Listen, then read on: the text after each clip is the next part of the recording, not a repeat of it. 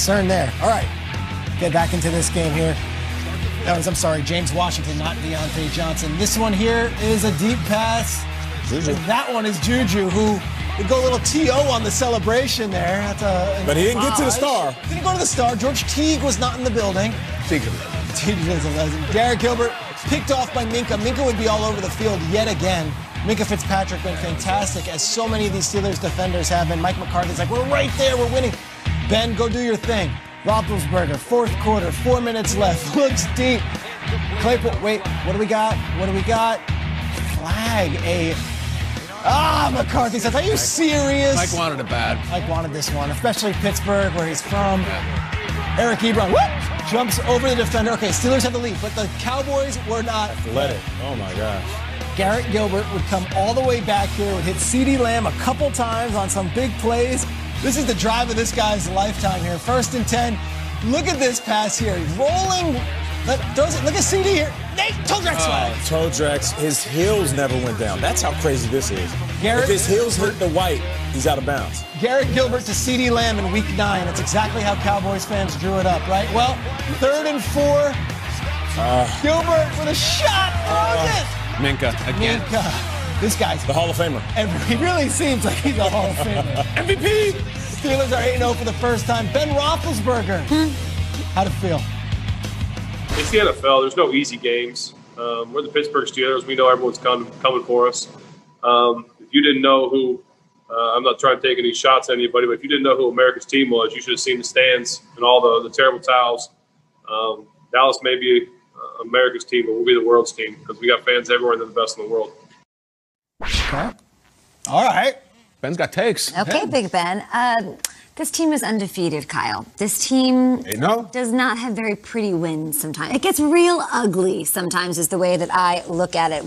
Did you see any red flags in their win over the Cowboys? Yeah, sure. And that's the talk. And I know Peter's been talking this up for weeks, is that there's what they call, that really is the de facto Mike Tomlin loss, which is in the middle of a great season for Pittsburgh, which they have almost every year. They lose an inexplicable game, and they lose to Garrett Gilbert. And you say, what the hell? You're Pittsburgh. You're supposed to run over him. This was that game. They did play down to him. They didn't perform well, and they still won. Yep. And, everybody's heart jumped up in their throat when Ben goes down. There's something to it, and I don't want to see him get hurt, and I want to be 100% healthy. There's something to the image of Ben Roethlisberger walking with a hitch in his giddy-up where you're like, now we're good. 10 times. It's like me when I have like a couple drinks. Now I'm good. Like now I feel like myself. With the second there was that shot of Roethlisberger walking out of the tunnel, and it's like Steve Austin or something. You're like, this is what we want. When he's a little hurt, it's when Ben sinks into his groove. And they won the game. That's all that matters. And I think Roethlisberger's best football is still ahead of him. 8-0 for the first time in Steelers history. Never been it. I don't care how ugly it was. That's the shot I want. I feel good. Yeah. I feel better than I did before that Seems shot. normal. Yeah. That's how I felt for a couple of garlic knots before the pizza. You have a couple garlic knots. Then you're like, I'm good. Just to whet the appetite, and then you dive into the pizza. Not a bruschetta? No. A garlic knot. That's a very Jersey. Very nice and buttery. I would like to talk about Mike Tomlin, the head coach, because I don't care how they win, they win. And in a NFL world where there's so much turnover and good and bad, Tomlin's so good. They're 8-0. That's 14 straight seasons to start his career without a losing season. The tied record was with Marty Schottenheimer, who did it over several franchises. The difference, Tomlin's got a ring. Marty never won one. This is an all-time coach, and this might be his coup de grace, his greatest season. Steelers, never pretty, they find a way. Listen, I was going to talk the Goodwin punt return, but I don't want to, so producers hold off on that. I'll just kind of follow up, Kyle, what you were saying. Yesterday I'm in the studio at CBS, and Big Ben takes that hit. This game was still hanging in the balance at that point. And everybody cuts their eyes to Bill Cowher. Sure. Because Big Cowher knows him. He knows that Big Ben is tough. He knows when Big Ben is limping around. So as we're looking at him, he's just sitting back in his chair. And we're watching these 1,000 screens. And we're like, Bill, what's up, man? What's going on? He said, now the game has started. Huh? When Big Ben gets banged up, really? Now the game has started. And sure enough, after that, he goes 4 for 4, throws that dime back in the end zone, James Washington.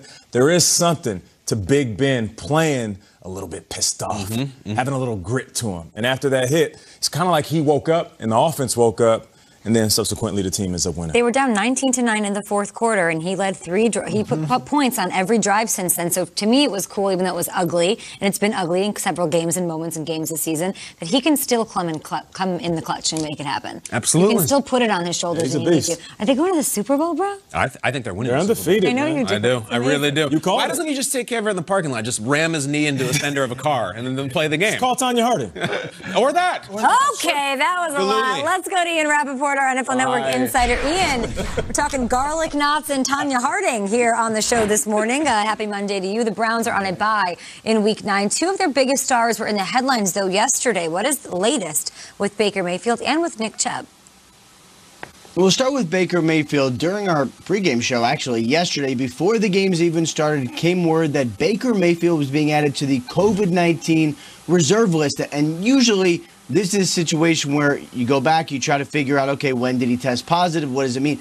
That's not necessarily the case here. From my understanding, Baker Mayfield actually had a close contact with someone else, one of the staff members who tested positive for COVID-19. As of now, that person had not yet been identified, but we do know that Baker Mayfield could actually be cleared, because he has not tested positive, could be cleared in time to be able to practice on Wednesday for the Browns. They did not play last weekend, so yes, he is on the reserve list, but it may not actually affect his practice week at all. That's good news. Another person who is going to practice, from what I understand, Nick Chubb, the star running back for the Cleveland Browns. He had an MCL sprain, missed a little more than a month. He has been attacking his rehab a little bit ahead of schedule. I'm told he is expected back at practice this week, and the team is hopeful, very hopeful, that if all goes well, he should be able to play this Sunday against the Texans. Oh, I hope so. It's nice to see those superstars get back on the field. Michael Thomas last night, Christian McCaffrey as well for the Panthers in a really tight game there. So good to see our superstars healing up and getting back out there. Thanks so much.